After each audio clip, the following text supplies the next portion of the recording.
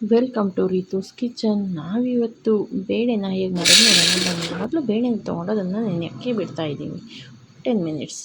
ನಂತರ ಒಂದು ಟೊಮೆಟೊ, ಒಂದು ಈರುಳ್ಳಿನ ತೊಗೊಂಡು ಚಿಕ್ಕದಾಗಿ ಕಟ್ ಮಾಡಿ ಇಟ್ಕೊತಾ ಇದ್ದೀನಿ. ಹಾಗೆ ಇದ್ರ ಜೊತೆ ಕೊತ್ತಂಬರಿ.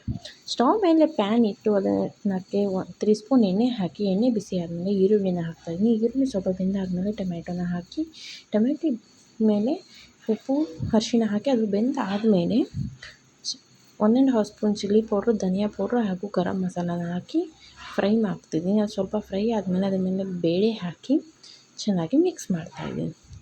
ಅದು ಚೆನ್ನಾಗಿ ಮಿಕ್ಸ್ ಆದಮೇಲೆ ಅದಕ್ಕೆ ನೀರನ್ನು ಹಾಕ್ತಾಯಿದ್ದೀನಿ. ನೀರನ್ನು ಹಾಕಿ ಮಿಕ್ಸ್ ಮಾಡಿ ಅದಕ್ಕೆ ಕೊತ್ತಂಬರಿನ ಹಾಕಿ ಕುಕ್ಕರನ್ನು ಕ್ಲೋಸ್ ಮಾಡ್ತಾಯಿದ್ದೀನಿ. ಕ್ಲೋಸ್ ಮಾಡಿ ಇದನ್ನು 2 ವಿಸಿಲ್ಸ್ ಮಾಡ್ಕೊತಾ ಇದ್ದೀನಿ.